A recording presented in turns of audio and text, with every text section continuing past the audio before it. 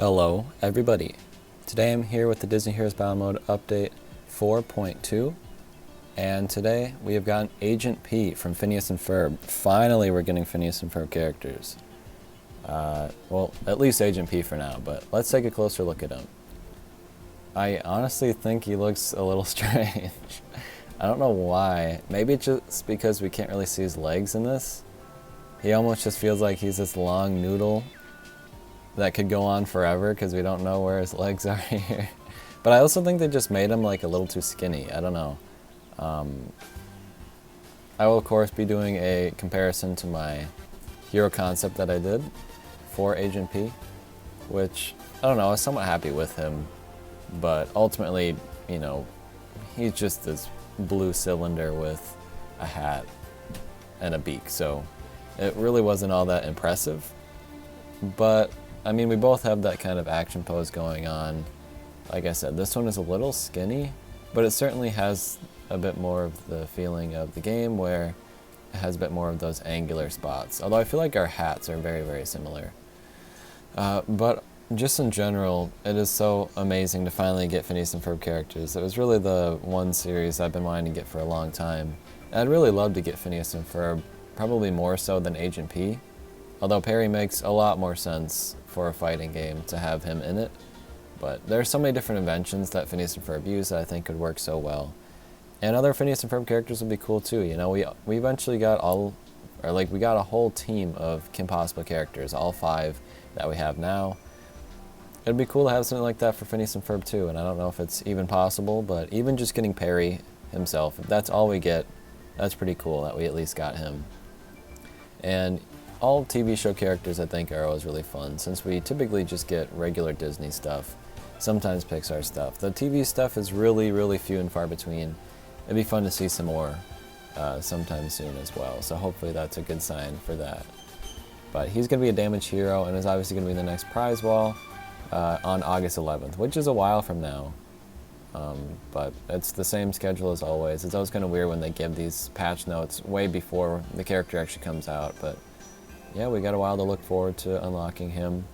I'll be happy to get him up to red with 7 stars on the prize wall. But let's go through his skills. First up is the Grappling Grapple. Agent P cleanses himself, then shoots his grappling gun at the ceiling and does a flying kick at the farthest enemy. That enemy gets pierced for duration and takes normal damage. While using this skill, Agent P is untargetable and immune to disables. Yeah, the grappling hook is used quite a bit in the show, so it certainly makes sense that he uses it. And it's also cool to see that him just like kick the enemy as he does this.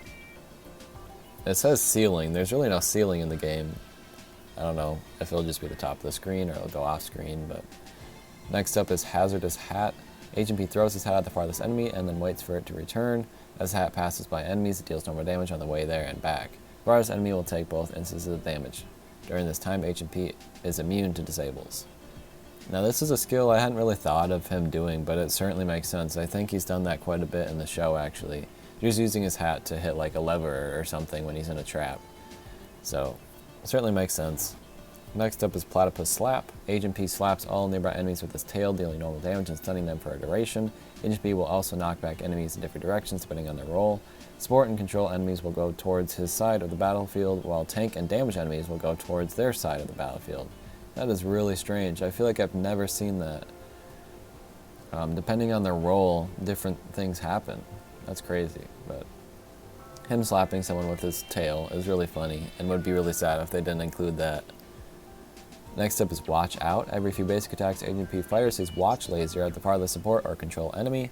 This deals fantastic damage and steals energy. If the skill gets interrupted, Agent P will recast it one more time.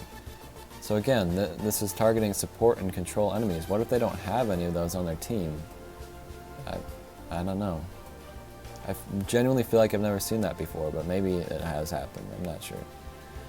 Finally, the skill Agent P, which I don't understand why they call it Agent P when his name is Agent P. I really feel like they should just call him Perry the Platypus. And then this skill could have been called Agent P, just fine. Maybe they had problems calling him Perry the Platypus or something. I'm not sure, but He becomes invincible and distracts nearby enemies for a duration after using Grappling Grapple. Watch out now removes Reflect from his target, deals bonus when attacks damage, and heals Agent P for a percent of his max HP. So it'll be nice to have a healing move once we get that red skill. His friendships are with Bolt and Kim Possible. Bolt is just like the perfect friendship. I love that they chose that. And Kim Possible too, both secret agents.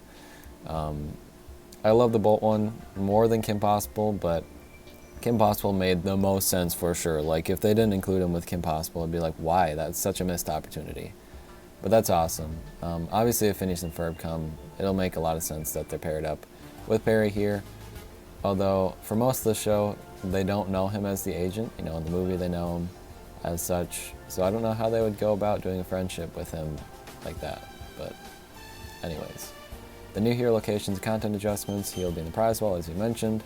All the other prize wall characters will be moving to each of their places as they usually do, as Prince Philip is an exclusive hero, Milo in the contest rewards, and Duff Killigan in the battle pass.